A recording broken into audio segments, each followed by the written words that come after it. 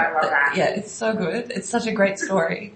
So, I love that. That's ideal. Yeah, you should check it out. They met on Instagram because they kind of liked each other's trailers and stuff, and then they started chatting, and then they were like, okay, we need to meet now.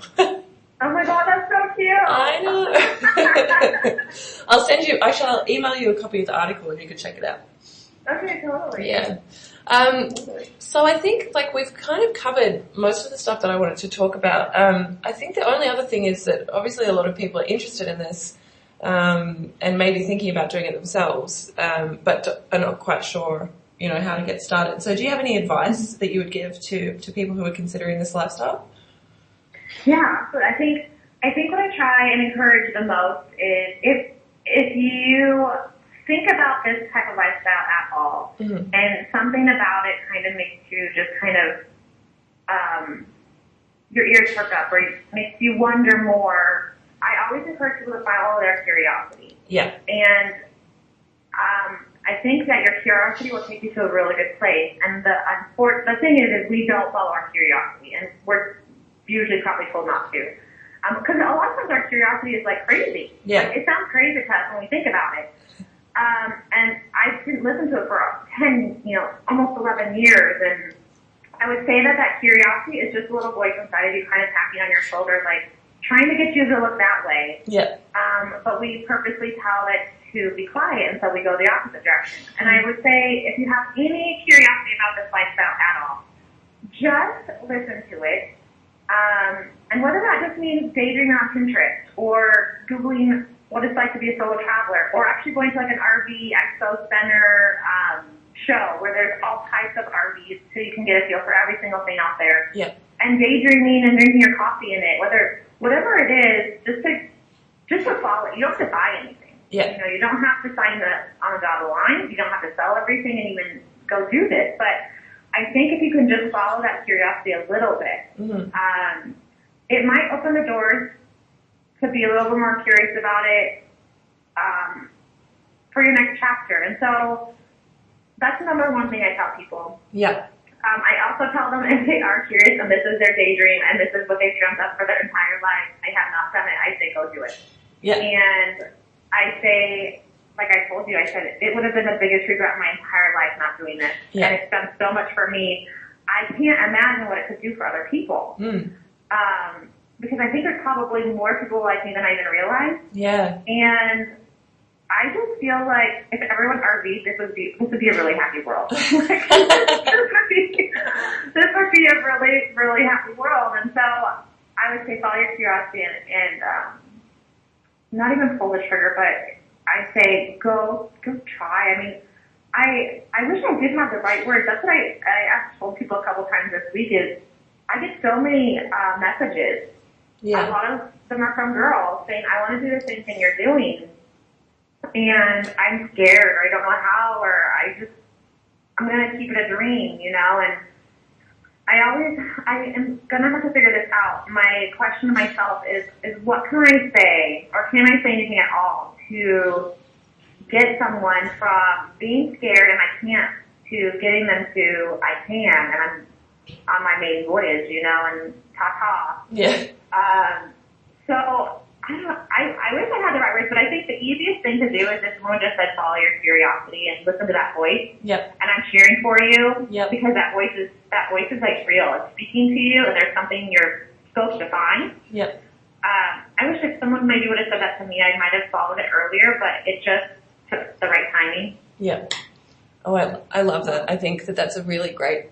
I think that's good advice. Really good advice. Actually, it was the same for me when because I'm from Australia, and right. My husband was like, I think we should move to New York, and I was like, I would love to, but there's so many reasons that we can't.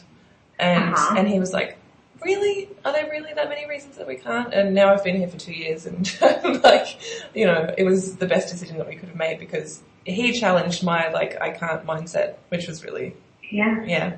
So thank you for sharing that as well with us. Oh, sure. Yeah. Well, did you have anything else that you wanted to add, or do you think we've kind of covered most of what you would want to talk about? No, I feel like we kind of covered a lot of good stuff. I think ultimately, I don't know, maybe because you're this is your magazine and stuff. Have you found that anything works to get people more on the road, or is it just sharing stories, or like what do you think inspires people to get out? I honestly think it's sharing stories, and it was kind of the whole idea behind the magazine is, a lot of magazines that you'll get about the RV life, one, they're for older people, but two, they also kind of assume that you know what you're doing. So it's kind of like, it's for these little clubs of people that already have it all figured out. Whereas what we wanted to do was tell the stories of people like you and everyone else who's out on the road, from when you were a real novice and you didn't know what you're doing, or, like just discovering new places and the kind of revelations that you have when you're on the road. They're the types of things that I think really inspire people, and they look at people who are like them, maybe same age, same kind of background or whatever, and they go, wow, that person is doing like such amazing things, I could do that too. So I really think it's just sharing the stories, is probably one of the most, effective ways to get people to believe that they can do it too.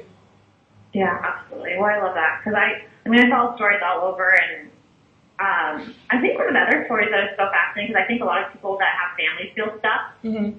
I know I try not to follow a lot of people just to keep my social media like under control. But, yeah, fair enough. There are a lot of families that do it, and I think that's another way. There's all these categories of people who feel stuck and can't do it, and maybe solo girls is a category. Families sometimes feel stuck because they have kids and real lives, and we all feel stuck in some way. Definitely. There's different situations we get put in, and God, being stuck is the worst feeling. Yeah, it really is. And I actually think there is probably a way out of being stuck. I mean, I was stuck. You probably felt stuck when you left Australia. I mean, there's a lot of ways to get unstuck, and it's just, I left on leap day because I'm like a numbers and a holiday girl and things like that, and I couldn't imagine taking a bigger leap on leap day of leap year, this like special day. Yeah. Because to get unstuck, I think you have to take a leap. Definitely. And that doesn't mean it's not scary, because it sure is, but there's gotta be a day when you change the way you were living, and I've always heard people kind of say you don't change, or you don't change, and I totally disagree, where we change every day, and we get to change every day, and we get to change our lives every day. Yeah. But it is very, very, it's a conscious decision, and it's not always an easy decision. Yeah. The one thing that I always find so weird, and this is kind of a bit of a tangent, but like sometimes people in friendships or relationships or whatever say to each other, you've changed. And it's like, well, yeah, of course I have. Yeah, like that's the whole point of this. We're growing and learning every day. Of course I've changed. It's bizarre to me that people think that everything should stay the same. Oh, I totally agree. But there are people like that, and I just know that I now don't fit in with those people. Yeah. And I've had, one of the other things is I kind of had to let go of certain people. Yeah. It's kind of sad, and I hate even saying it. It's like makes me feel like a horrible bad person, but I had to outgrow relationships that did not nourish this part of me, or support this part of me, or accept this part of me. Yep. And that was probably actually one of the most heartbreaking parts about ending up getting to be me and live my life was I couldn't imagine my life without these people. Yep. But I couldn't imagine how. But now I can't imagine my life without them, because I think otherwise I would have kept living, being criticized, kind of like bullied into living the way I didn't want to, and not being yourself in that case. Yeah.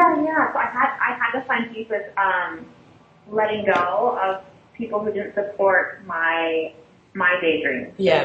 And I think that's actually was just really healthy and unfortunate at the same time, but that happens.